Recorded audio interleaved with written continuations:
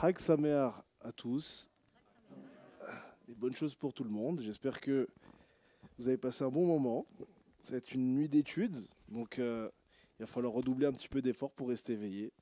Mais il y a du café, c'est la bonne nouvelle. Et donc, mon sujet pour Shavuot, il va concerner... Ok.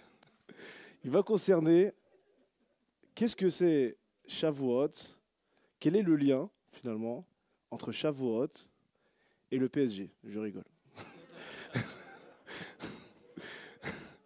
Quel est le lien entre Shavuot et les premiers adeptes de Yeshua? Qu'est-ce que représentait Shavuot pour les premiers adeptes de Yeshua? Et donc, je vais lire avec vous. On va prendre un passage assez long, mais qui va donc du premier chapitre de Actes jusqu'à la fin du deuxième chapitre. On va lire, puisqu'on a le temps, je vais en profiter pour lire doucement. Alors, attendez, je prends avec vous. Et voilà comment... Alors Théophile, j'ai parlé dans mon premier livre de tout ce que Yeshua commençait de faire et d'enseigner dès le commencement jusqu'au jour où il fut enlevé au ciel, après avoir donné ses ordres par le roi HaKodesh à ses Talmidim qu'il avait choisis. Après qu'il eut souffert, il apparut vivant. Il en redonna plusieurs preuves, se montrant à eux pendant 40 jours, parlant des choses qui concernent le royaume de Dieu. Comme il se trouva avec eux, il leur recommanda de ne pas s'éloigner de Jérusalem, mais d'attendre de ce que le Père avait promis, ce que je vous ai annoncé, leur dit-il, car Jean a baptisé d'eau, mais moi, dans peu de jours, vous serez baptisés du Saint-Esprit. Alors les disciples réunis lui demandèrent, Seigneur, est-ce en ce temps que tu rétabliras le royaume d'Israël? Il leur répondit, ce n'est pas à vous de connaître les temps ou les moments que le Père a fixés de sa propre autorité, mais vous recevrez une puissance, le roi HaKodesh, l'Esprit Saint, survenant sur vous, et vous serez mes témoins à Jérusalem, et dans toute la Judée et dans la Samarie, jusqu'aux extrémités de la terre. Après avoir dit cela, il fut enlevé pendant qu'il regardait, et une nuée le déroba à leurs yeux. Et comme il avait les regards fixés vers le ciel, pendant qu'il s'en allait, voici deux hommes vêtus de blanc leur apparurent, et dirent, Hommes de Galiléens, pourquoi vous arrêtez-vous à regarder le ciel? Ce Yeshua, qui a été enlevé au ciel du milieu de vous, reviendra de la même manière que vous l'avez vu, allant au ciel. Alors ils retournèrent à Jérusalem, de la montagne appelée des Oliviers, qui est près de Jérusalem, à la distance d'un chemin de Shabbat. Et quand ils furent arrivés, ils montèrent dans la chambre haute, et ils se tenaient d'ordinaire. C'était, donc on cite les disciples, Pierre, Jean, Jacques, André, Philippe, Thomas, Barthélemy, Matthieu, Jacques le fils d'Alphée, Simon le Zélote et Jude le fils de Jacques. Tous d'un commun accord persévérèrent dans la prière avec les femmes et Marie, la mère de Yeshua, et avec les frères de Yeshua. En ces jours-là, Pierre se leva au milieu des frères, et le nombre des personnes réunies était environ de 120. Et il dit, Hommes frères, il fallait que s'accomplisse ce que le roi HaKodesh, dans l'Écriture, a annoncé d'avance, par la bouche de David au sujet de ce que Yehuda, qui a été guidé, de ceux qui avaient saisi Yeshua. Il était compté parmi nous, il avait part au même ministère. Je vais sauter un petit peu toute cette partie-là. On va revenir directement donc maintenant au chapitre 2. Le jour de la Pentecôte, de Shavuot, ils étaient tous ensemble dans le même lieu. Tout d'un coup, il vint du ciel un bruit comme celui d'un vent impétueux, et il remplit toute la maison où il était assis. Des langues semblables à des langues de feu leur apparurent, séparèrent les unes des autres et se posèrent sur chacun d'eux. Ils furent tous remplis du roi HaKodesh et se mirent à parler en d'autres langues selon ce que le roi leur donnait à exprimer. Or, il y avait en ces jours à Jérusalem des Juifs, hommes pieux, de toutes les nations qui sont sous le ciel. Au bruit qui eut lieu, la multitude accourut, et elle fut confondue parce que chacun les entendait parler dans sa propre langue. Ils étaient tous dans l'étonnement et la surprise. Ils se disaient les uns aux autres, voici ces gens qui parlent, ne sont-ils pas tous des Galiléens? Et comment les entendons-nous dans notre propre langue? À chacun dans notre langue maternelle.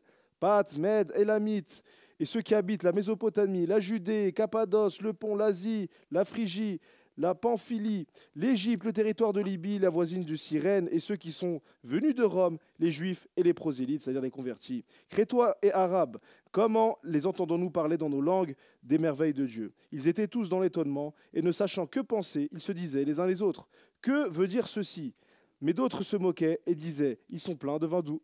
Alors Pierre, se présentant avec les 11, éleva la voix et leur parla en ces termes. Hommes juifs, et vous tous qui séjournez à Jérusalem, sachez ceci et prêtez l'oreille à mes paroles. Ces gens ne sont pas ivres, comme vous le supposez, car c'est la troisième heure du jour. C'est ici ce qu'avait été dit par le prophète Joël.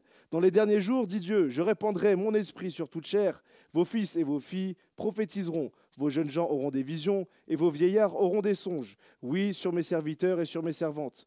Dans ces jours-là, je répandrai mon esprit et ils prophétiseront. Je ferai paraître des prodiges en haut dans le ciel et des miracles en bas sur la terre.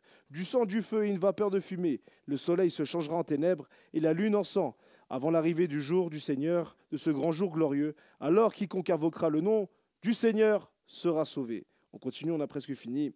Homme israélite, écoutez ces paroles. Yeshua le Nazaréen, cet homme à qui Dieu a rendu hommage devant vous par les miracles, le prodige et les signes qu'il a opérés par lui au milieu de vous, comme vous le savez vous-même, cet homme livré, selon les desseins arrêtés et selon la prescience de Dieu, vous l'avez crucifié, vous l'avez fait mourir de la main des impies. Dieu l'a ressuscité, l'a délivré des liens de la mort, parce qu'il n'était pas possible qu'il soit retenu par elle. Car David dit, lui je voyais constamment le Seigneur devant moi, parce qu'il est à ma droite, et afin que tu ne sois point ébranlé. Aussi mon cœur est dans la joie, et ma langue dans l'allégresse. Et même ma chair reposera avec espérance, car tu n'abandonneras pas mon âme dans le séjour des morts, et tu ne permettras pas à ton sein de voir la corruption. Tu m'as fait connaître les sentiers de la vie, tu me rempliras de joie et de présence. Homme frère, qu'il me soit permis de vous dire librement au sujet du patriarche David, qu'il est mort, qu'il a été enseveli et que son sépulcre existe encore parmi nous aujourd'hui. Comme il était prophète et qu'il savait que Dieu lui avait promis avec serment, de faire asseoir un de ses descendants sur son trône. C'est la résurrection du Messie qu'il avait prévue en annonçant, disant qu'il ne serait pas abandonné dans le séjour des morts et que sa chair ne verrait pas la corruption. C'est ce Yeshua que Dieu a ressuscité. Nous en sommes tous témoins. Élevé par la droite de Dieu, il a reçu du Père le roi HaKodesh qu'il avait été promis et il l'a répandu. Comme vous le voyez et l'entendez, car David n'est point monté au ciel, mais il dit lui-même, Seigneur a dit à mon Seigneur, assieds-toi à ma droite jusqu'à ce que je fasse de tes ennemis ton marchepied. Que toute la maison d'Israël sache donc avec certitude que Dieu a fait Seigneur et Messie, ce Yeshua que vous avez crucifié. Après avoir entendu ce discours, ils eurent le cœur vivement touché. Ils dirent à Pierre et aux autres apôtres, « Oh frères, que ferons-nous » Pierre leur dit, « Repentez-vous et que chacun de vous soit baptisé au nom de Yeshua Mashiach par le pardon des péchés et vous recevrez le don du roi HaKodesh. Par la promesse et pour vous, car la promesse est pour vous et pour vos enfants et pour tous ceux qui sont au loin et aussi grand nombre que le Seigneur notre Dieu les appellera. » Et par plusieurs autres paroles, ils conjurèrent et les exhortèrent, disant, « Sauvez-vous de cette génération perverse. » Fin de citation. Dans tout ce que je viens de lire, pourquoi j'ai pris un grand truc comme j'aurais pu faire plus court, a priori? Il y a quelque chose de très intéressant dans ce qu'ont vécu les premiers apôtres, dans les premiers disciples. Il y a un grand lien avec tout ce qu'ont vécu les béné Israël. Dans un premier temps, les voici qu'ils sont ensemble, on voit au mont Sinaï, ils font une unité. On dit que Israël a campé au singulier. Dès là, les commentateurs, les Chachamim, ils disent pourquoi Israël a campé au singulier. Ils étaient tous un. Il n'y avait aucune différence entre un homme et son frère. Il n'y avait pas de « Ah, mais toi, tu m'as volé, toi, tu m'as mal parlé, comment tu manques de respect, regarde comme il me regarde. » C'était pas comme ça. C'était « On est sorti de la galère de l'Égypte. Voici que Pharaon voulait notre mort. Et Baruch Hashem, aujourd'hui, on est vivant. Et lui, il est autre part. » Mais plus que ça, voilà que le texte dit comme ça, Yeshua les a enseignés pendant 40 jours avant d'être lui-même enlevé. Et qui est parti 40 jours dans le Sinaï? Moïse. Ouais, il est parti, il a fait 40 jours, etc., etc. Et voici que, de la même manière, les disciples ont reçu le roi HaKodesh, comme les premiers Israélites, qui eux-mêmes ont reçu la prophétie. On dit qu'ils ont entendu les voix, ils ont entendu Anochi Hashem Elohecha, je suis l'Éternel, ton Dieu, qui t'a fait sortir du pays d'Égypte, etc., etc. Ils ont entendu les 10 commandements. Et ils ont dit, cette voix qui est là, on a cru mourir. Alors toi, Moïse, toi, tu parleras à notre place. Parce que cette voix, cette prophétie, ce niveau quelque part qu'on a eu, elle est comme la mort. Et on en a peur. Et c'est quelque chose qui m'a beaucoup interpellé. En même temps, ce lien Et en même temps, qu'est-ce que ça veut nous dire pour nous? Mais poursuivons. Commençons par le commencement. Qu'est-ce que Shavuot? Shavuot, c'est décrit dans la Bible à plusieurs reprises. Je ne vais pas vous lire tous les versets, mais en gros, si juste la Torah écrite, je me fie juste à la Torah écrite, on parle ici des gerbes de blé, ou plutôt des prémices. Vous avez des prémices, vous plantez quelque chose, je sais pas, prenons un exemple des pommiers, alors c'était pas, pour le coup c'était que le blé, mais prenons un exemple plus simple que tout le monde peut comprendre, un pommier, voilà, admettons qu'il donne des pommes en, en avril-mai, alors les premières pommes, on dit, je prends une pomme, et celle-là, je vais la donner à Dieu. C'est pas ma pomme à moi, c'est la pomme à Dieu. Et je la donne au temple, et les Kohanim, ils vont ramener, ils vont vers merci Hachem pour cette chose que tu nous as donnée, cette prémisse, cette première pomme que tu nous as donnée quelque part. On te remercie à Kadosh Baruch Hu, parce que c'est toi qui nous bénis, c'est toi qui nous donnes la nourriture quelque part, c'est toi qui nous donnes toutes ces choses-là. Et poursuivons un petit peu et approfondissons le texte. Le texte nous dit une chose. Il nous dit, comme a parlé le prophète Joël. Il ne dit pas juste on a reçu machin, etc., etc. Il dit ce qu'on a vécu à Shavuot a été prophétisé par le prophète Joël. Ouais, je vais le lire avec vous. On va le prendre, donc c'est Joël, chapitre 3, à partir du verset 1 à 5.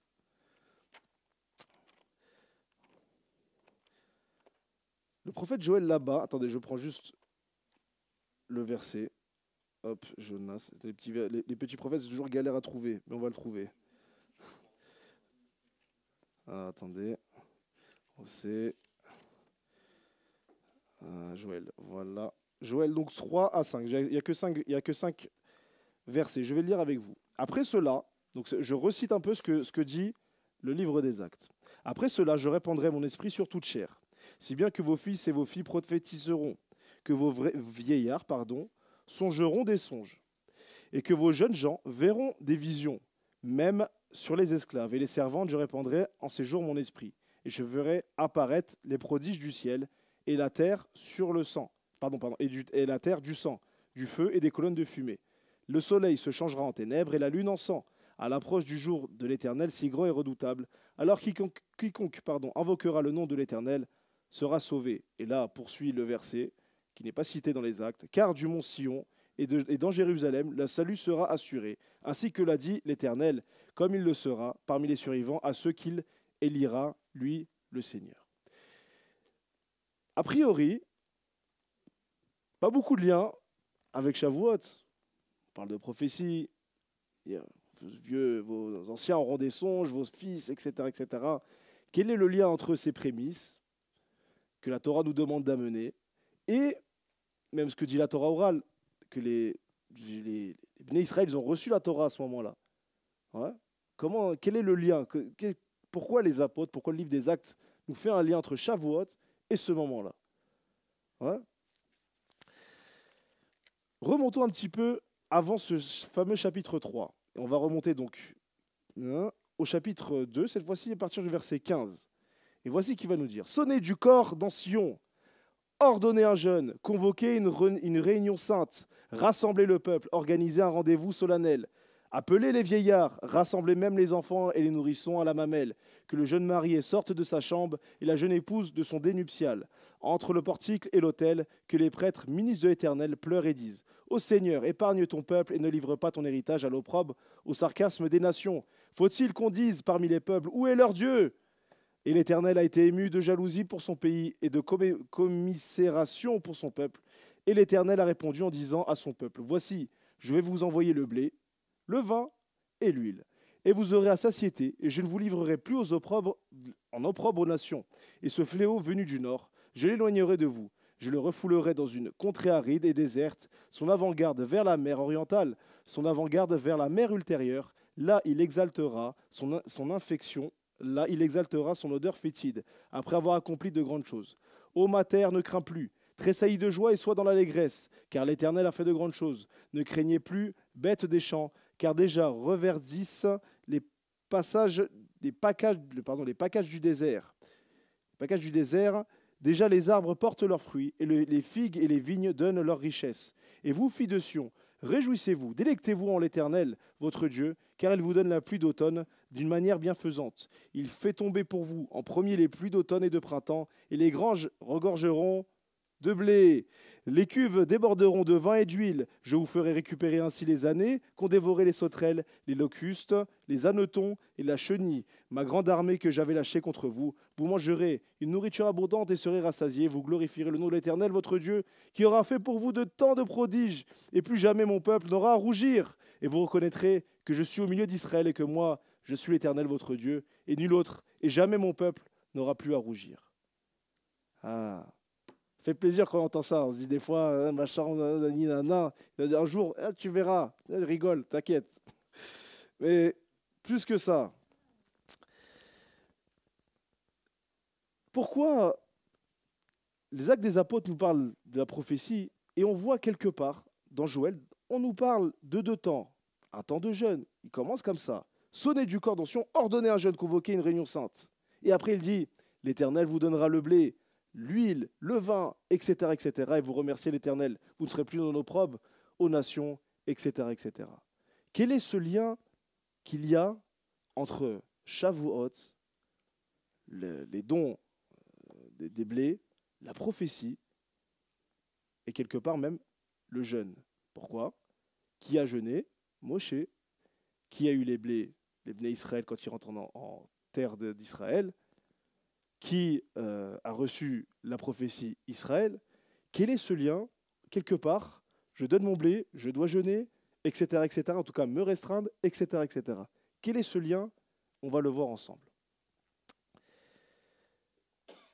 Et donc, moi, vous savez, je suis un peu comme on va dire un enquêteur. Je regarde doucement un petit peu ce que dit chaque commentateur. Alors, tu m'as envoyé là-bas, je prends le truc, je regarde qui a commenté. Et là, je regarde sur ce même verset, Rachid, ce que va dire, comme ça. Donc, sur le verset qui dit que sur toute chair, l'Éternel donnera son roi HaKodesh. Rachid dit comme ça. Il dit comme ça. Pourquoi on parle de chair? On dit ici le cœur de chair. C'est-à-dire que leur cœur de pierre se transformera en cœur de chair. Étonnant. Enfin, étonnant, pas tellement.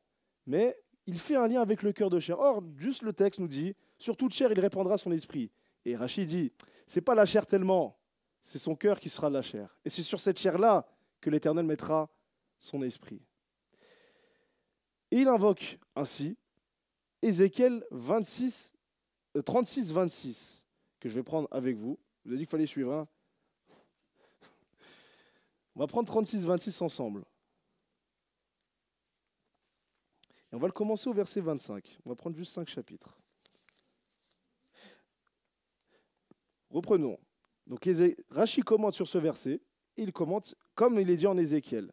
Et là, il dit, j'épancherai sur vous des eaux pures, afin que vous deveniez purs. De toutes vos souillures et de toutes vos abominations, je vous purifierai. Je vous donnerai un cœur nouveau et je vous inspirerai un esprit nouveau. J'enlèverai le cœur de pierre de votre sein et je vous donnerai un cœur de chair. Je mettrai en vous mon esprit et je ferai en sorte que vous suiviez mes statuts et que vous observiez et pratiquiez mes lois.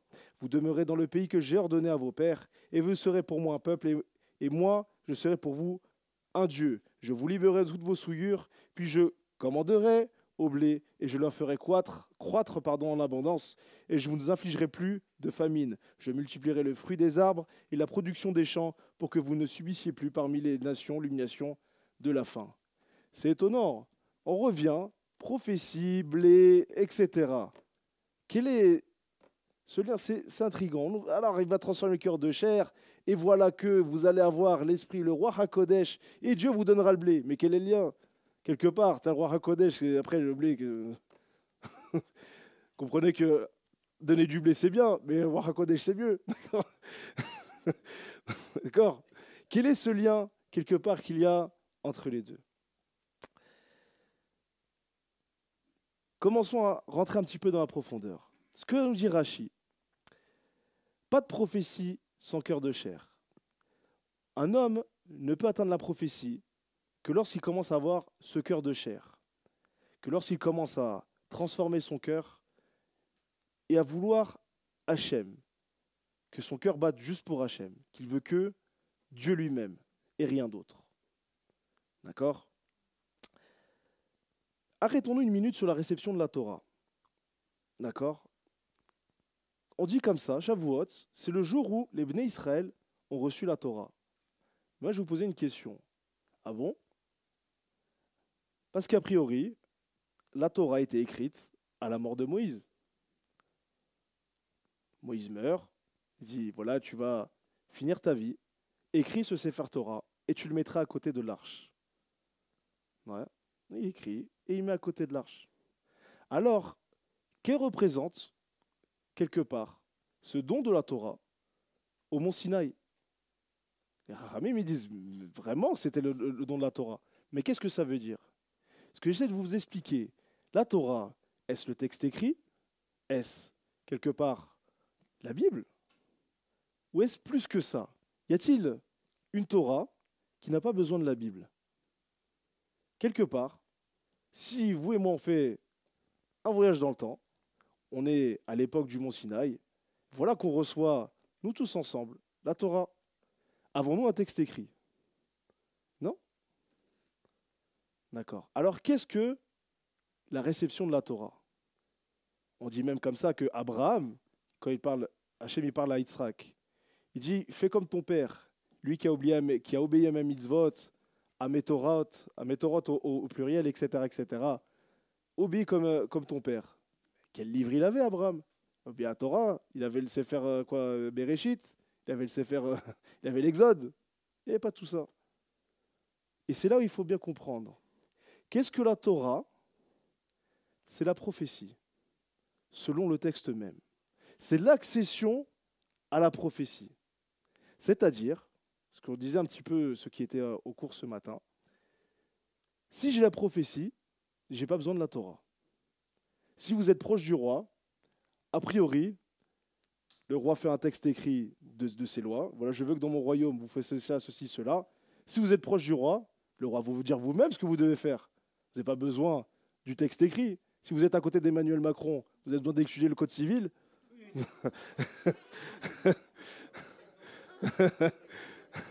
Mauvais exemple. Le président lui-même vous dira ce qu'il est autorisé à faire dans son pays et ce qu'il n'est pas autorisé à faire. Et c'est là où j'aimerais rentrer dans quelque chose d'un peu plus profond. Beroa HaKodesh, on a souvent l'exemple, et pas des moindres, puisqu'on est à Shavuot, des prophètes qui, a priori, sont l'exemple de la piété. Et là, on voit qu'ils, ils n'obéissent pas à la Torah. Mais en bien, Shimshon, Samson, il veut prendre une femme philistine. Et on dit, Beroa HaKodesh. C'est pour lui dire, mais il n'y a pas assez de femmes comme ça dans notre pays que tu prennes. Tu veux transgresser la Torah. Et la Torah elle-même, ou en tout cas, le texte lui-même dit, le prophète dit, c'est dans le Saint-Esprit qu'il a fait ça. C'est dans le roi HaKodesh, il lui a dit, tu prends cette femme-là. Étonnant. On en a des milliers d'exemples. Élie au Mont Carmel, il n'a pas le droit normalement de faire un sacrifice là-bas. Et voici qu'il le fait. Beroa HaKodesh, pour le bien. Et voilà encore un autre exemple peut-être encore plus magnifique. Quelque part, Ruth, c'était interdit. On est d'accord? Tu ne feras pas entrer d'Ammonites ni de Moabites jusqu'à la millième génération et jamais, pas un millimètre d'un peu. Mais voici que Beroa HaKodesh, Boaz il a dit, c'est vrai que la Torah dit ça, mais pour elle, on fait une exception. Beroa HaKodesh, je tranche qu'elle peut rentrer dans le peuple. Et là, Dieu a dit d'accord. Étonnant. On pourrait dire, si tu es prophète, tu es très pieux, tu ne fais pas un écart, t'en fais pas. Et non, là c'est l'inverse. Voici que, parfois, le roi HaKodesh lui-même, il te dit, c'est vrai, la Torah elle a dit ça, mais là il y a une exception, tu vas aller comme ça. Après tu retournes. Personne n'a dit, il n'y a pas eu d'autres exemples après de Ruth, d'autres Moabites, etc., qui sont rentrés. Mais pour elle, on a fait une exception. Mais poursuivons.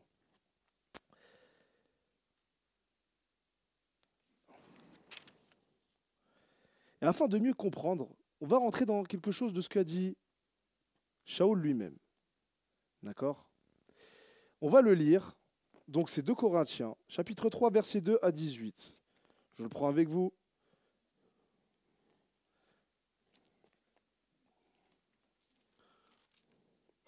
3, 2 à 18.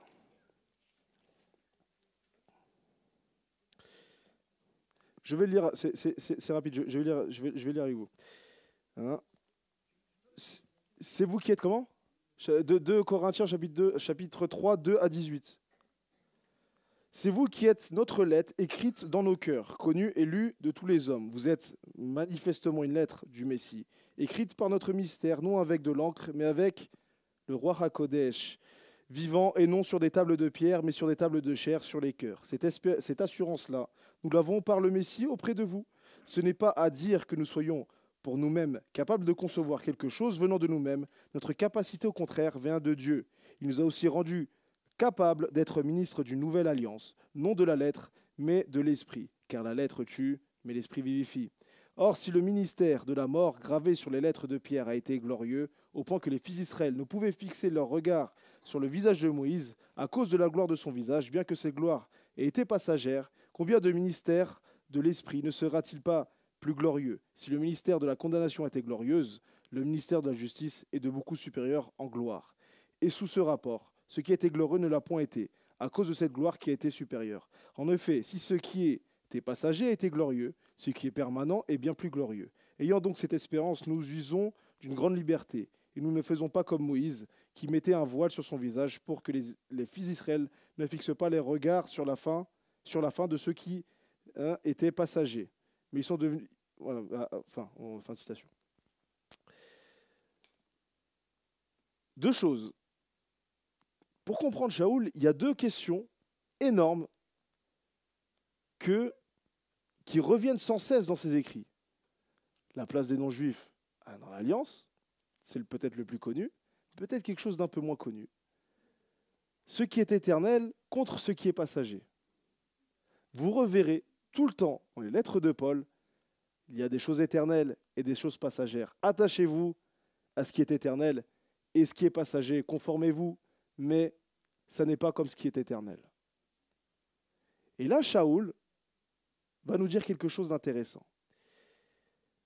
Et cette question le tracasse. C'est-à-dire que quelque part, vous avez deux juifs pieux. Les deux pratiquent énormément. Mais voici que un se rapproche de Dieu et l'autre sera religieux. Même chose avec les non-juifs. Un sera proche de Dieu, les deux pratiquent. Un sera proche de Dieu et l'autre sera quelque part religieux à sa manière. Qu'est-ce qui fait? C'est la question un petit peu de Paul. Qu'est-ce qui fait que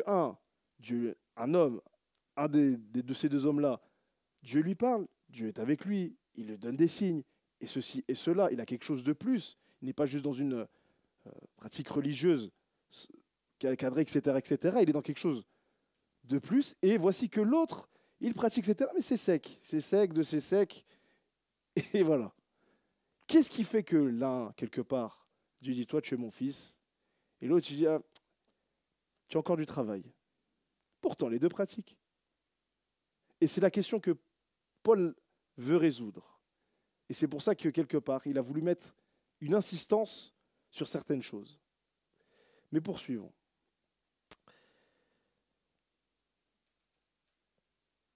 Ok. Donc cette question de l'alliance, cette première question de l'alliance entre juifs, non-juifs, etc., va poser une première question. Quel est le vrai critère pour être proche de Dieu? Est-ce que si je pratique toute la Torah, voilà que ça y est, je suis Superman, et je pratique toute la Torah, suis-je pour autant proche de Dieu?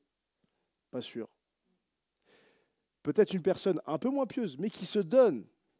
Et là, Dieu il se dévoile à lui et dit, mon fils, je te mets à part. Je te vais te donner une mission et tu vas aller là-bas. Ce que j'essaie de vous dire, quelque part, est-ce la quantité? Je fais beaucoup de mitzvot, qui fait que Dieu vous aime. Ou est-ce la qualité? J'en fais une, mais cette mitzvah-là, personne ne me l'enlèvera. Vous pouvez avoir le monde entier contre moi. Par exemple, les bougies, c'est une mitzvah que j'adore faire ça. Je peux avoir Macron, le moustachu le fameux moustachu de l'Allemagne, et que c'est tout le monde, tous les méchants. Ce soir, il me dit, tu allumes pas les bougies, je vais l'allumer. Quoi qu'il se passe. Que le monde soit entièrement contre moi, je vais l'allumer. Cette personne-là, Dieu lui dit, toi tu es mon fils. Mais pourquoi? Qu'est-ce qui fait que, quelque part, cette simple mitzvah va faire de lui que lui, il est tellement proche de Dieu? Avançons un petit peu.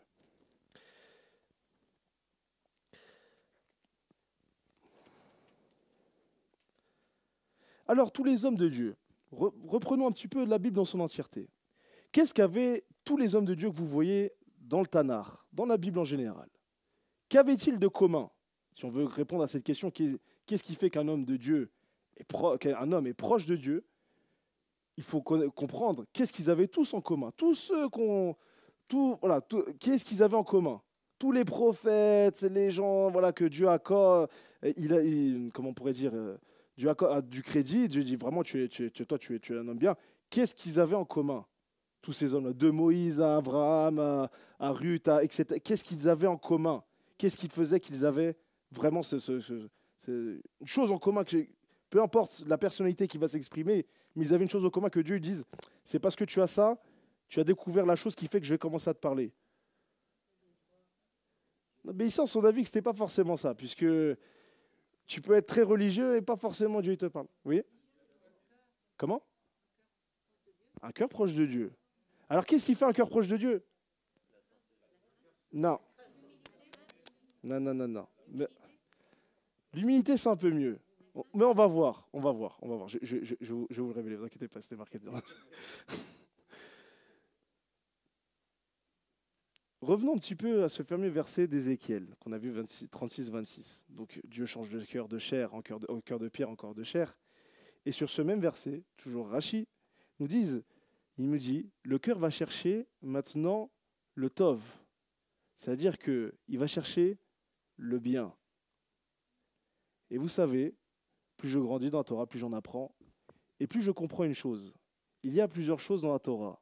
Il y a le bien, le mal, le pur et l'impur, ce qui est autorisé, ce qui est interdit.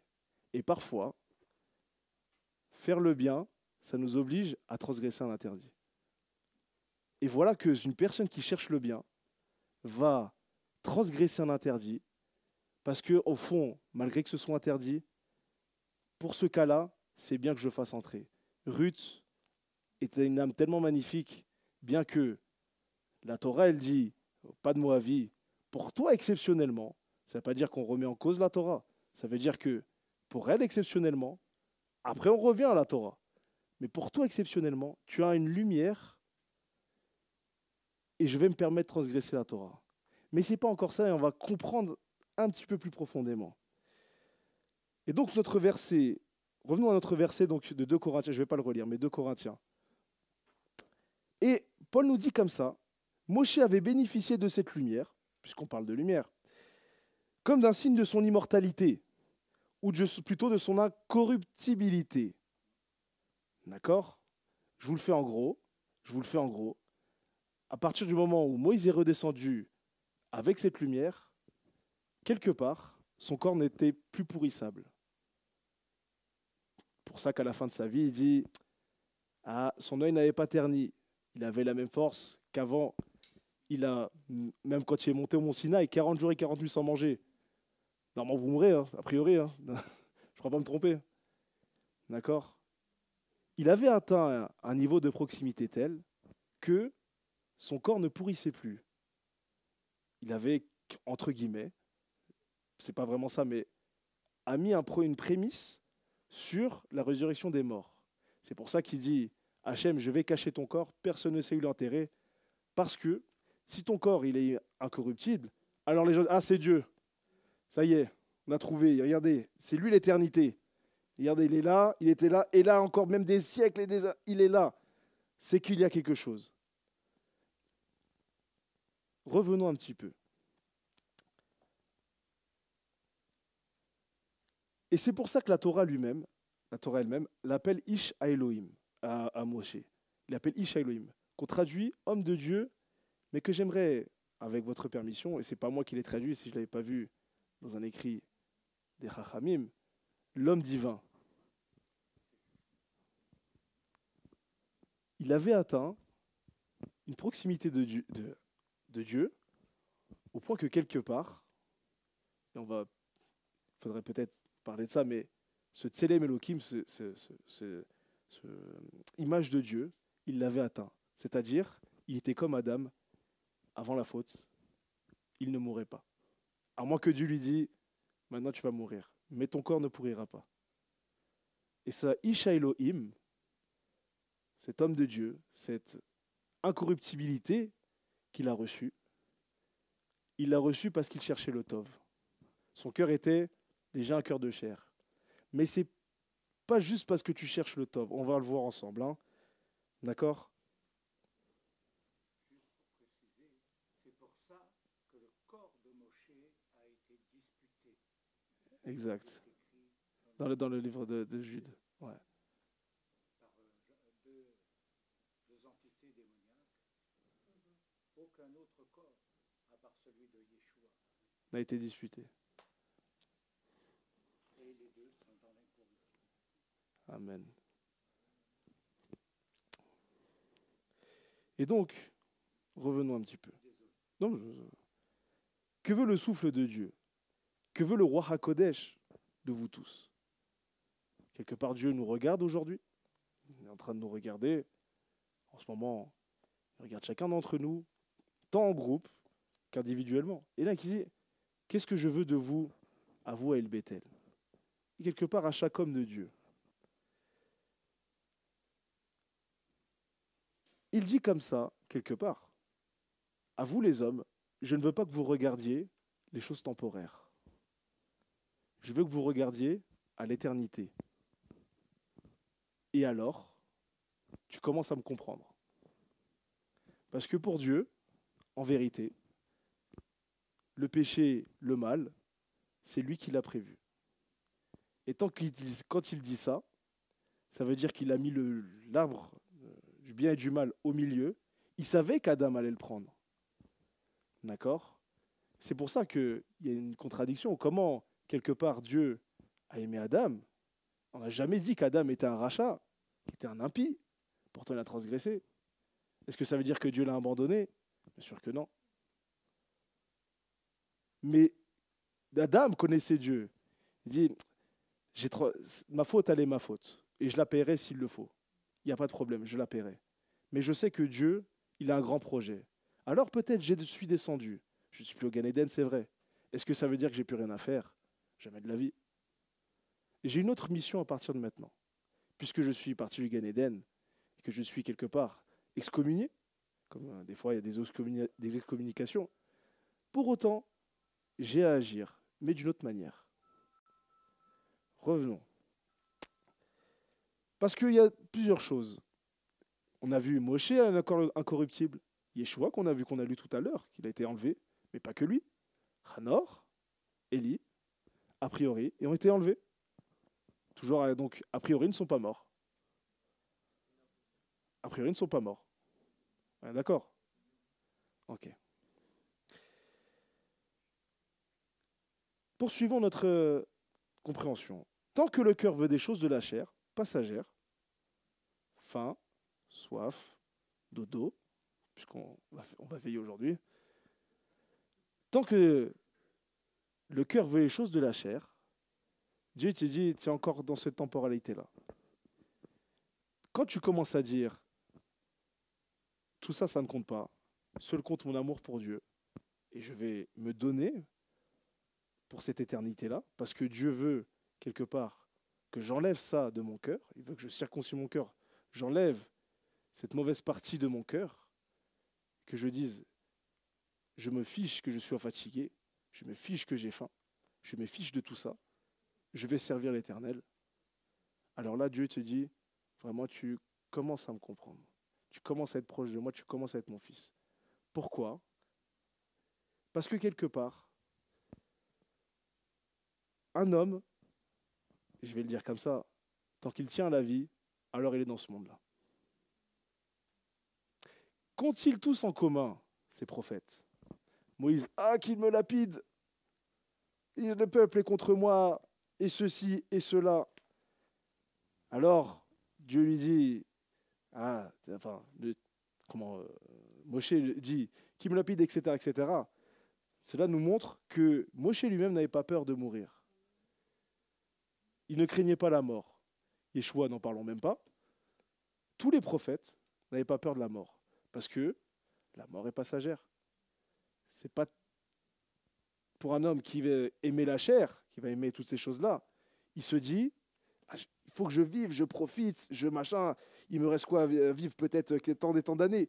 Je vais machin, je vais en boîte et tout, machin, champagne, etc., etc. Et jusqu'à qu'ils commencent à enlever cette chair-là, qu'ils se disent, peu importe où Dieu va me mettre, je continuerai à servir. Ici je sers, plus tard je servirai, etc., etc. Et quand je parle de mort, c'est pas que je vous demande de vous suicider, vous inquiétez pas. Bien qu'il y ait l'euthanasie aujourd'hui, mais c'est pas ça que je vous demande. C'est quelque part d'enlever toutes ces envies-là. D'accord? D'enlever l'envie de dormir, l'envie de se faire plaisir, etc., etc. Ou du moins de réduire pour deux choses. Si vous, soit vous aimez Dieu de tout votre cœur, soit vous aimez les glaces.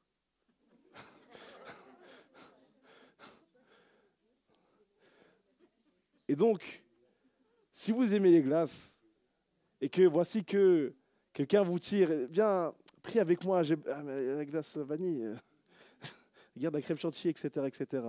C'est pas tellement pour la glace. C'est que voici que ton cœur, à ce moment-là, ne sera pas tourné vers Dieu. Il va faire glace. Il va faire des goulinins. La glace, c'est bon, la chantilly, machin.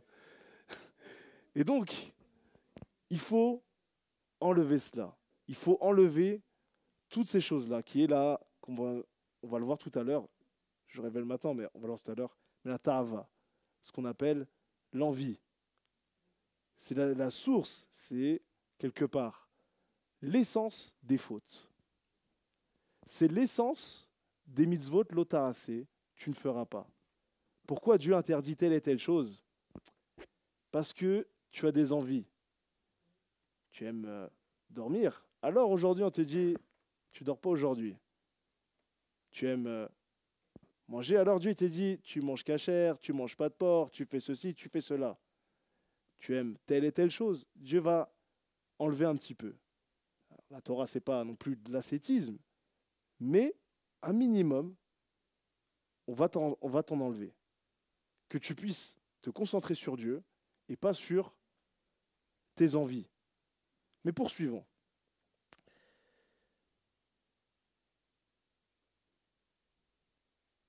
Ok.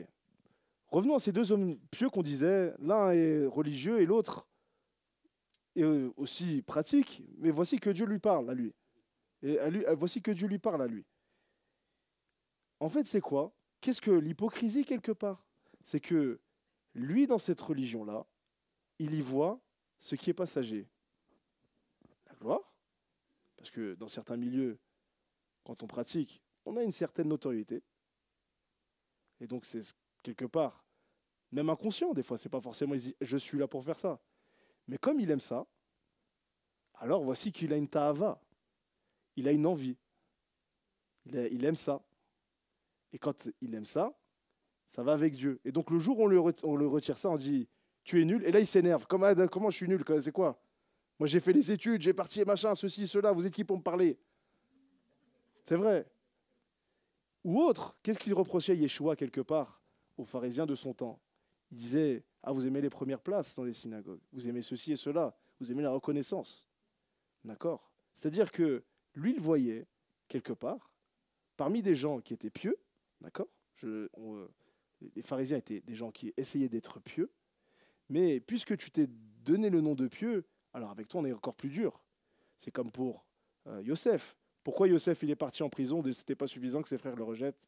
On dit alors, Yosef, à un moment donné, il a hésité. Est-ce que Dieu vraiment m'a parlé dans ce rêve? Dieu a dit quoi? Comment? Toi, t'es un grand. T'as pas le droit de parler comme ça. Tu vas en prison. C'est dur. C'est dur. On va pas se mentir. Moi, vous me dites ça, mais le pauvre, ça c'est pas sérieux, quoi. Mais pour lui, c'était comment on pourrait dire? Il était tellement proche de Dieu que cette faute-là, c'était comme si un homme reniait Dieu, était devenu athée. Parce qu'il était d'une proximité avec Dieu telle que cette équivalence-là avait l'équivalence d'un homme qui était devenu athée ou qui avait oublié la foi. D'accord? C'est la même chose avec Pérouchim. Et Pérouchim de l'époque. Alors maintenant que tu pratiques la Torah, etc., etc., je ne peux pas être aussi doux qu'avec un Bné Israël qui peut être très loin. D'accord? Lui, il est loin, donc on va essayer de le rapprocher. Toi, tu dis un homme pieux, etc., etc. Alors on va commencer à fouiller dans les choses que tu ne veux pas aller. Ah, c'est parce que quelque part, tu as le titre de rabbin. Tout le monde t'aime, on te fait des honneurs, on t'ouvre la table, etc., etc.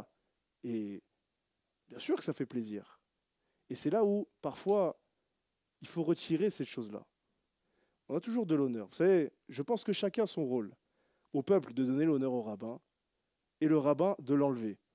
C'est-à-dire que quelquefois, quand on demande, on dit ah merci, même des fois, je fais des cours, j'entends merci Steven, c'était bien et tout, etc., etc. Des fois, je suis comme ça dans ma tête. Steven, fais pas le mytho, t'as pris un petit plaisir là. Ça t'a fait plaisir. Fais pas le mytho, Steven, ça t'a fait plaisir, ça t'a fait plaisir. Retire ça tout de suite. Parce que si tu le retires pas maintenant, là tu as mis une graine, plus tard ce sera plus dur à l'enlever. Maintenant, ça va devenir une petite plante, puis un arbre. Et là, pour déraciner l'arbre, il va falloir y aller. Et donc, c'est comme pourquoi on fait Birkat Amazon. Je ne sais plus, il y a quelques semaines, on parlait avec le groupe de jeunes. Pourquoi on fait Birkat Amazon? Qu'est-ce qu'il dit Hachem? Ah, tu as grossi, Yeshurun. Tu es devenu comme ça et tu as regimbé, tu as vomi. Et voici que tu as oublié l'Éternel qui t'a béni. Tu as oublié l'Éternel. Mais posons-nous une question. Mais qui a donné tout ça à Israël? Ben, c'est Dieu lui-même. Si tu donnes le bœuf, le blé, puisqu'on va en venir, etc., etc., pourquoi tu le critiques d'avoir mangé? C'est une question. Alors j'ai répondu comme ça à la personne. Quand on mange, on prend une ta'ava. On prend un peu de, comment on pourrait dire, de Yetzer Hara. Ah, c'est bon le chocolat. Ah, c'est bon le repas familial, on a bien rigolé, etc., etc. À refaire, comme ça on disait souvent, à refaire, c'était vraiment bien. D'accord? Mais et il faut faire, voilà, je ne sais pas que ne vous invitez pas, etc. C'est parce que tout ce que je dis. Mais méfiez-vous quand même. Dites-vous en sortant de la table, j'ai pris un peu de plaisir. Et là, il va falloir faire attention. Je ne suis pas là pour être à table. Je ne suis pas là pour juste discuter et rigoler. Il faut enlever un petit peu cette chose-là, dire faire attention. Moi qui ai pris cette table-là, qui est bien rigolée, qui a beaucoup de choses, etc. Attention, tu n'es pas là pour ça. Et que ça, ce n'est pas ton but. C'est quelque chose que tu as pris, c'est une petite graine. Comme on dit, le semeur se pour semer, et voici que le Satan sort derrière. C'est un peu, il y a une mitzvah, et derrière cette mitzvah, il y a un peu de ta'ava, il y a un peu d'envie. Parce que la mitzvah aussi, il y a une récompense, et derrière cette récompense, il y a une ta'ava. Ah, si je fais ça, Dieu me bénit, alors je vais avoir de l'argent. Alors j'aime l'argent. Alors maintenant, Dieu t'a donné de l'argent, c'est vrai, mais ce n'était pas pour que tu en prennes plaisir. C'était pour que tu le redistribues, pour que tu construises des synagogues, pour que tu construises Israël, etc., etc. Et quand on commence à avoir cette ta'ava, cette envie-là, on commence à modifier la mitzvah. Mais on fait toujours la mitzvah. Comprenez ce que je veux dire? On est en train de mélanger, si vous mélangez vos envies, vous êtes en train de mélanger la mitzvah avec autre chose. Vous rendez quelque part la Torah impure. Et c'est ce qu'on voit ici, je vais noter. Le traité Ta'anit, donc le Talmud, traité Ta'anit, à la page 7, nous dit comme ça. La Torah est comparée à deux choses, un élixir de vie et un élixir de mort. Si l'homme fait pour Hachem, voici que la Torah devient pour lui un élixir de vie. Mais s'il fait la Torah pour lui-même, voici que la Torah devient un élixir de mort. Poursuivons. Rentrons dans ce sujet. L'éternalité de la Torah. L'éternalité, la Torah. La Torah éternelle. Donc, c'est-à-dire, quelque part, celle que Shaoul veut vous donner, celle qu'il appelle, lui, de l'esprit, celle qui n'est pas corruptible, celle qui ne s'attache pas simplement à, on va dire comme ça, des bons repas, etc., etc., mais quelque chose qui va un petit peu plus loin, qui va dépasser quelque part la lettre écrite. Poursuivons. Et donc, cette loi éternelle, cette Torah éternelle, cette vision qu'un homme doit avoir de l'éternité, qui ne doit pas se dire simplement je fais la Torah pour avoir telle et telle chose, mais cette vision qu'il doit avoir, c'est ça qui va lui donner quelque part ce cœur de chair. Laissez-moi vous poser une question. Lorsque vous voyez la Keïla, est-ce que vous dites « je suis bien dans cette Keïla » ou est-ce que vous avez, l'Éternel a dit « un jour les nations se rassembleront et voici qu'à Sukkot, toutes les nations viendront à Jérusalem, etc. etc. » Avez-vous une vision éternelle ou dites « c'est sympa ici, c'est bien, on discute, machin, c'est drôle, voilà, machin, etc. etc. » Ça, c'est des contracts. Alors, si c'est ça, bien que, et là je parle du cœur, ça veut dire que, quelque part, ce n'est pas tellement l'aveu de la bouche. Si je vous pose la question, personne ne va me dire « non, non, moi je suis là parce que j'adore ça ». C'est quelque part, est-ce que votre cœur est attaché à la Keïla pour les moments présents ou est-ce que votre cœur est attaché à cette vision de Dieu? Que la Keïla aille bien ou pas bien, dans les bons moments comme dans les mauvais, vous serez là. Ça, c'est une vision de Dieu. Et tous les prophètes ont eu cette chose-là. Des épreuves, ce qu'on appelle quelque part les épreuves. Mais c'est pour voir si tu es éternel, si tu as une vision éternelle. Si tu crois en ce qu'Akadosh Baruch Hu a dit, d'accord? Voici que Dieu a promis à Abraham la terre, il n'a même pas vu l'once de la moitié de... Juste lui a dit, tu vas voir la terre. Abraham a eu la Emouna et ça lui a été compté comme justice. D'accord? Il s'est dit, je ne la vois pas cette terre. Et c'est vrai que j'ai des problèmes avec Pharaon, il veut prendre ma femme. Voici que j'ai des problèmes avec telle et telle personne. Voici que j'ai des problèmes, j'arrive pas à avoir d'enfants.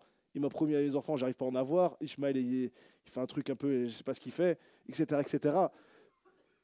Vous mettez à la place d'Abraham, vous dites, vous êtes à 99 ans, vous dites, purée, où ça va? Mais on rigole, parce que vous avez la fin. Parce que vous avez la fin, donc vous avez juste à tourner la page. Ah bah non, ça va. Bon. Mais en vérité, vous êtes à la place de la personne, vous n'avez pas le mot de la fin. Est-ce que j'ai halluciné? Est-ce que Dieu m'a vraiment parlé? Est-ce que je suis en train de devenir ma boule? Ou est-ce que vraiment Dieu m'a parlé et voici que je vais vraiment avoir cette terre? Continuons, poursuivons. Et donc, comme dit Shaoul, comment transformer cette Torah écrite, qui lui la désigne sans vie, en cette Torah de l'Esprit, qui la désigne lui-même comme la Torah de l'Esprit du Messie. D'accord? La Torah de l'Esprit du Messie, lui-même qui désire comme ça, qui l'exprime comme ça. Comment la transformer? L'écrit en esprit. Comment transformer la pierre en chair? Comment transformer l'homme de religieux en homme de Dieu? Commençons. Alors comme j'ai le temps, on va aller dans Romains.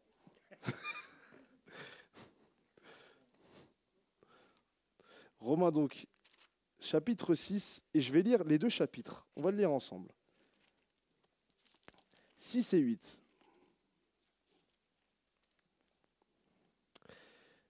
Je commence à partir du verset 1, je vais lire les deux chapitres, hein. Du coup les trois, puisqu'on va même lire le 8.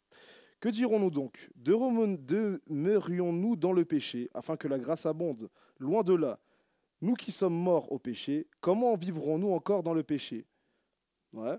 Ignorons-nous donc tous que nous avons été baptisés en Yeshua Mashiach? C'est en sa mort que nous avons été baptisés. Continuons. Nous avons été ensevelis par lui, par la Tevila, en sa mort, afin que, comme le Messie est ressuscité des morts, pour la gloire du Père, de même nous aussi, nous marchons en nouveauté de vie. En effet, si nous sommes devenus une même plante avec lui pour la conformité de sa mort, nous le serons aussi dans la conformité de sa résurrection, sachant que notre vieil homme a été crucifié avec lui, et afin que le corps du péché soit réduit à l'impuissance, pour que nous ne soyons plus esclaves du péché. Car celui qui est mort est libre au péché, est libre du péché. Or, si nous sommes morts avec le Messie, nous croyons que nous vivons aussi avec lui, sachant que le Messie ressuscité des morts ne meurt plus. La mort n'a plus de pouvoir sur lui, car il est mort, et c'est pour le péché qu'il est mort une fois pour toutes. Il est revenu à la vie, et c'est pour Dieu qu'il vit. Ainsi vous-même, regardez-vous comme mort au péché, et comme vivant pour Dieu en Yeshua Mashiach. Que le péché ne règne donc plus dans votre corps mortel et n'obéissez pas à vos convoitises.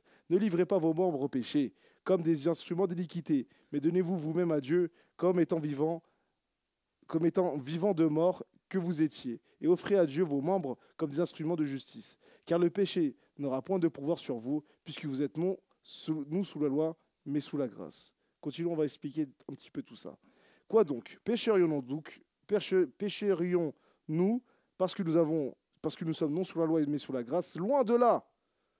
Les gens ils pensent comme ça. Non, non, il lui dit non, ça ne donne pas la raison de pécher, de transgresser la Torah. Au contraire. Et on va essayer de comprendre.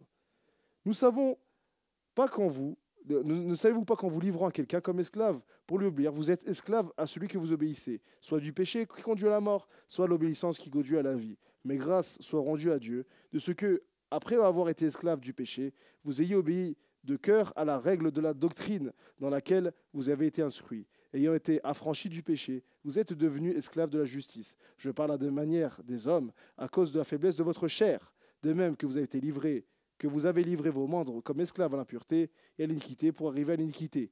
Ainsi maintenant, livrez vos membres comme esclaves à la justice pour arriver à la sainteté. Car lorsque vous étiez esclaves du péché, vous étiez libres à l'égard de la justice. Quels fruits porteriez-vous alors? Des fruits dont vous réjouissez encore aujourd'hui. Car la fin des choses, c'est la mort. Mais maintenant, étant affranchis du péché et devenus esclaves de Dieu, vous avez pour fruit la sainteté et pour fin la vie éternelle. Car le salaire du péché, c'est la mort, mais le don gratuit de Dieu, c'est la vie éternelle dans le Messie Yeshua, notre Seigneur. Ignorez-vous donc, frères, que je parle à des gens qui connaissent la loi, que la loi exerce son pouvoir sur l'homme aussi longtemps qu'il vive.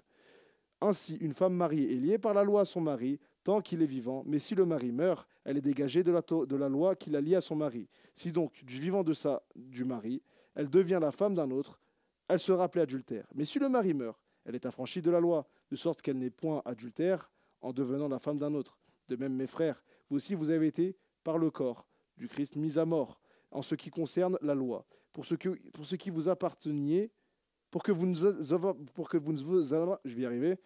ne vous apparteniez à un autre, à celui qui est ressuscité des morts, afin que nous portions du fruit pour Dieu. Car lorsque nous étions dans la chair, les passions du péché provoquées par la loi agissaient dans nos membres de sorte que nous portions du fruit pour la mort. Mais maintenant nous avons été dégagés de cette loi, étant morts à cette loi sous laquelle nous étions retenus, de sorte que nous servons sous le régime de l'esprit, et non selon la lettre qui a vieilli. Que d'ignorons donc? La loi est-elle péché? Loin de là. Mais je n'ai connu le péché que par la loi, car je n'ai pas connu la convoitise. Si la loi n'avait pas dit tu ne convoiteras point, et le péché saisissant l'occasion, produit en moi par le commandement de toutes sortes de convoitises, car sans loi le péché est mort. Pour moi, étant autrefois sans loi, je vivais, mais quand le commandement vint, le péché prit vie, en moi je mourus. Ainsi le commandement qui conduit à la vie se trouvera pour moi conduit à la mort, car le péché, saisissant l'occasion, me séduit par le commandement, et par lui me fait mourir. La loi est donc sainte, les commandements est saint, juste et bon. Ce qui est bon a été pour moi une cause de mort, loin de là, mais c'est le péché afin qu'il se manifeste comme péché en me donnant la mort par ce qui est bon, et que par le commandement, qu'il devienne commandement au plus haut point. Je vais sauter les passages suivants, je vais directement aller au chapitre 8. Il n'y a donc maintenant aucune condamnation pour ceux qui sont dans Yeshua Mashiach.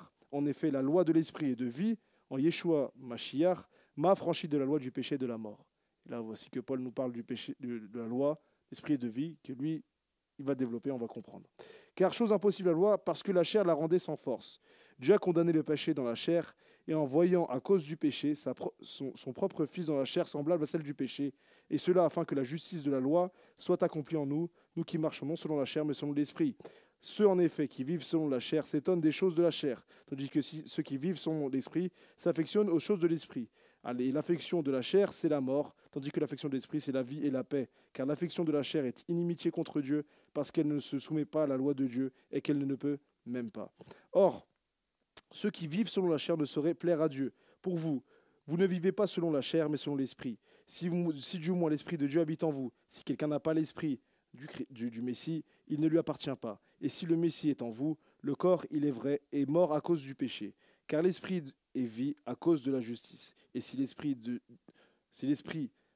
celui qui a ressuscité, de Yeshua d'entre les morts, habite en vous. Celui qui a ressuscité le Messie d'entre les morts reviendra à la vie. Et votre corps mortel, par son esprit, habitera en vous. On va clôturer. Qu'est-ce que vous dit Paul? Qu'est-ce qu'il vous dit?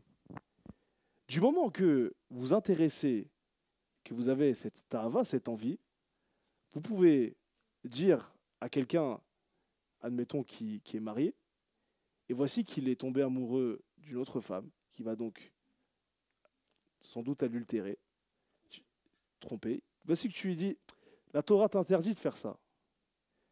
Vous pensez qu'il va s'arrêter? Il peut s'arrêter quelque temps, peut-être 2 semaines, c'est vrai, c'est pas bien, allez, quand même, machin, etc. Il tourne, et voici que ça le travaille. Ah, elle est quand même gentille, ah, nanani, nanana, etc., etc. Et voici qu'il va aller avec sa femme. Mais pourquoi? Quelle est la démarche d'une personne comme ça? Son cœur est attaché à ça. Vous pouvez interdire quelqu'un qui aime le chocolat, il ira manger du chocolat. Vous pouvez interdire quelqu'un qui aime les côtes de porc, s'il les aime, il les mangera. Non, mais je rigole un peu comme ça. Mais ça veut dire que son cœur, bien qu'il sache que c'est interdit, il va y aller. Et c'est cette loi-là qu'il dit, Shaoul. Tant qu'on ne vous dit pas, quelque part, des fois même vous ne le savez pas, je vous prends une chaise, je la colorie en bleu. Et là, je mets un ordre comme ça. Le premier qui touche à la chaise, le premier, je le prends à toucher à la chaise, il verra. Là, je vais partir dans 1 heure, il verra. Au fond de vous, qu'est-ce qui l'intéresse dans cette chaise? Alors, tu tournes un peu. Là, cette chaise, pas spéciale, tu la touches un peu comme ça. Qu'est-ce qu'elle a? Il y a une matière bizarre ou quoi? Etc., etc. Et donc, vous avez touché à la chaise. Mais pourquoi? Parce que vous avez une personne à ordonner de ne pas toucher, alors l'envie est venue de la toucher. Si je mets la chaise bleue comme ça, personne ne la touche. Je veux une chaise bleue, point barre, je vais voir ailleurs. Mais parce que j'ai dit, tu ne touches pas la chaise, attention. Alors la personne elle dit, mais qu'est-ce qu'il y a de spécial cette chaise pour que je ne la touche pas? Et donc vous allez la toucher. Qu'est-ce qui s'est passé quelque part dans votre cœur? Maintenant que tu m'interdis, j'ai envie de la toucher. Avec les enfants. Touche pas l'ordinateur. Touche pas ceci, il va toucher. Et ça revient sans cesse cette notion d'envie. Et Shaoul dit, tant que vous vivez pour la vie, quelque part, que vous n'avez pas mis à mort votre chair, que vous ne êtes pas enseveli comme le Messie lui-même est mort, alors vous succomberez. Tant que vous n'arrivez pas à vous dire, je me fiche de cette chaise, est plus important pour moi d'obéir, je veux me rapprocher de Dieu. Il n'y a que Dieu qui compte. Qu'est-ce que va me rapporter de toucher cette chaise? Je vais gagner quoi à toucher cette chaise? Et après? Il va se passer quoi? Je vais gagner quelque chose? Je vais rien gagner. Au mieux, je gagne quelque chose qui sera éphémère. S'attacher à Dieu, c'est s'attacher aux choses éternelles. Or, pour cela, qu'est-ce que vous dit Shaoul? Il faut que vous mourrez, comme le Messie est mort. Alors ensuite, vous ressusciterez pour un corps éternel. Et là, vous aurez la vie éternelle. Mais la vie éternelle, il faut être comme l'éternité elle-même, qu'on appelle Dieu. Alors, il faut s'attacher à Dieu par cette éternité, cette envie d'éternité. De se dire toutes ces choses-là, tout ce que la Torah, elle me donne, pourquoi irais-je transgresser? Qu'est-ce que je gagne, quelque part, à transgresser Shabbat? Qu'est-ce que je gagne, quelque part, à faire, je ne sais pas, à prier d'autres dieux, j'en sais rien. Tout ce que la Torah nous interdit, qu'est-ce que je gagne à le faire? Si ce n'est la perte de cette vie future. Mes envies, je les mets de côté. Et des fois, je discute avec ma femme, alors on fait un truc pour les calculs, pour la maison, on fait de l'argent de côté, etc., etc. Et donc, tout à l'heure, je lui disais, parce qu'elle me disait, parce que des fois, je mange pas l'après-midi, parce que je travaille, donc je mange pas l'après-midi. Et je lui ai dit, en ce moment, bon, l'argent et tout, je lui ai dit, on s'en fiche que j'ai faim. Elle me dit, je te fais à manger, machin. j'en s'en fiche que j'ai faim. Là, pour l'avenir, si on veut des enfants qui soient bien, etc., etc., il va falloir qu'on mette un petit peu de côté. Ma faim, je la mets de côté. J'en ai rien à faire. Ben, j'ai faim, ben, je mangerai un peu de riz. S'il faut que je refasse, je refais des pâtes. D'accord? Mais ma faim, j'en ai rien à faire. Vous savez, même ma femme, des fois, elle est étonnée parce que... plus ou moins. Plus ou moins. Plus ou moins. Mais le but, c'est de mettre fin à cette envie-là, à ce cœur de chair. Nous allons voir ensemble, parce que j'ai pas suivi j'ai pas suivi le plan que j'ai mis. Je vais vous dévoiler un livre que j'ai lu récemment, d'accord, qui est magnifique. Je vais vous le lire ensemble. Je me propose à présent d'expliquer la différence entre les générations précédentes et nous. Donc le commentaire de ce livre, il dit comme ça. Concernant la séparation de ce monde, les anciens comme Hanor, Noach, Avraham, Yitzhak, Yaakov, Yov et ses semblables possédaient un cœur pur. Leur mauvais penchant était faible et leur âme était soumise à leur raison parce que leur cœur était fidèle au Tout-Puissant. Comme il est dit à propos de notre ancêtre Avraham, donc le Néhémie, chapitre 9, verset 8, « Tu as trouvé son cœur fidèle envers toi. » Par conséquent, quelques commandements leur suffisaient pour servir parfaitement le Tout-Puissant. Ils n'avaient pas besoin de se séparer de ce monde d'une façon extrême, éloignée d'un juste milieu préconisé par la Torah. Pourtant, lorsque les enfants d'Israël descendirent en Égypte et y vécurent tranquillement pendant 70 ans avant la mort de Joseph, leur appétit et leur désir se développèrent. Leur mauvais penchant domina leur intellect et ils eurent besoin d'une séparation plus rigoureuse, qui contrebalance leur appétit afin de pouvoir faire face à leur mauvais penchant. Le Créateur leur ajouta donc des commandements qui sont les décrets de la Torah, mais qui ne sont pas dictés par la raison, en raison de leurs faibles possibilités, afin que ces commandements remplissent la fonction d'abstinence qui leur était requise. Lorsqu'ils conquérirent la terre de Canaan et qu'ils jouirent de ses bienfaits, ils cherchèrent, outre les satisfactions et leurs besoins vitaux, et un excédent de vivres et de besoins, de femmes et de maisons, à mesure que leur installation progressa, la dégradation de leur intellect fut sévère.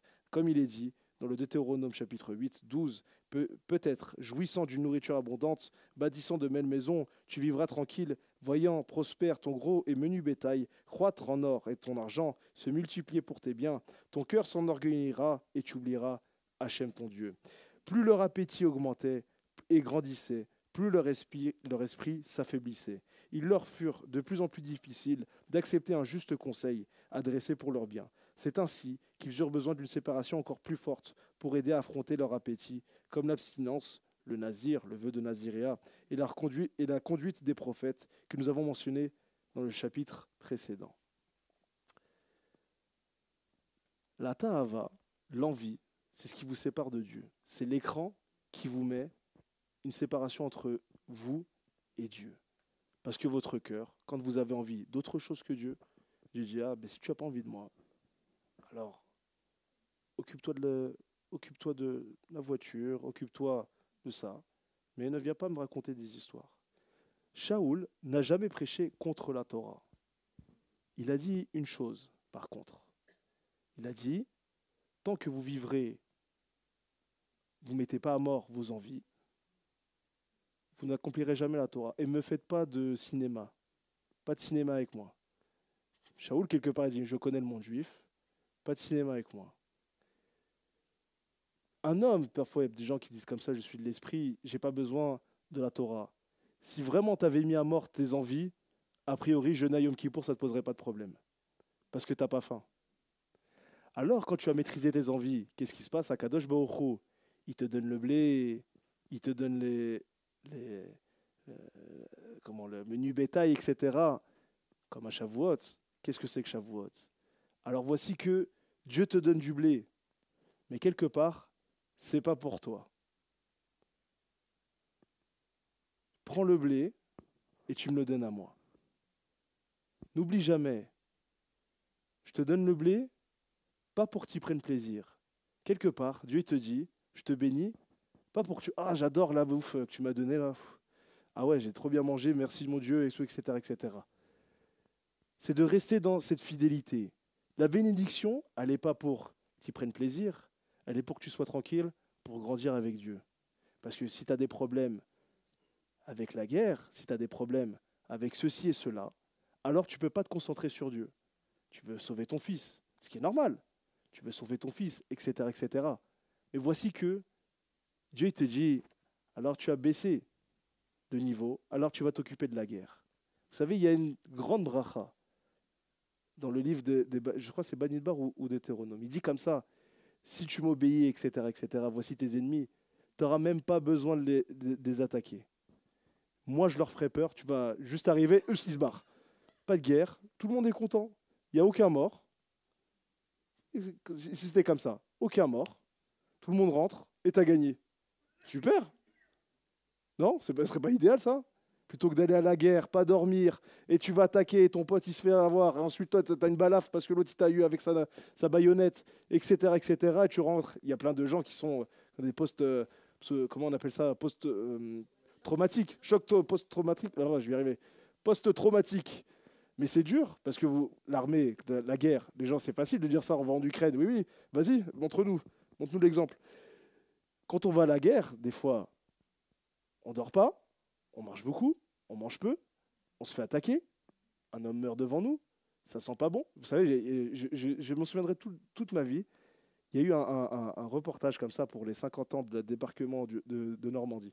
Et donc, ils interviewaient le dernier soldat, un des derniers GI qui avait fait et tout. Et donc, la personne lui dit, alors, bon, machin, il discute et tout, etc. Il dit comme ça, alors, si c'était à refaire, vous le referiez?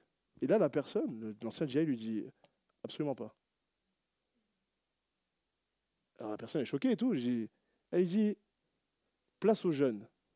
Il dit comme ça, en rigolant un peu, place aux jeunes. Vous ne savez pas ce que c'est que le débarquement. Vous savez, vous voyez vos amis mourir. Et je vous le dis comme ça, des gens se font sur eux. D'accord? Derrière ou devant, ça sent pas bon. Vous avez peur. Il faut aller à l'assaut. Ça mitraille, etc. Vous ne savez pas ce que c'est. Rentrez dans cette chose-là. Une fois que vous y êtes, vous n'avez plus envie de revenir. Je vous dis clair et net, c'est comme ça. Mais il dit attention, place aux jeunes. Si un jour ça revient, c'est aux jeunes de refaire. Mais à moi, j'ai eu tellement peur.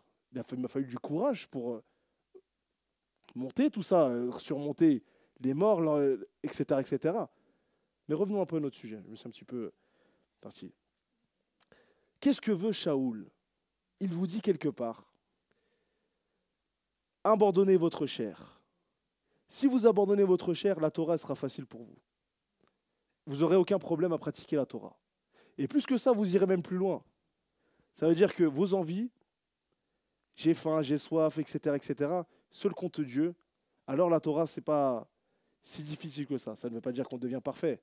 Ça veut dire que je veux que Dieu. Et donc je me mets à mort quelque part. Je deviens comme un mort vivant, entre guillemets.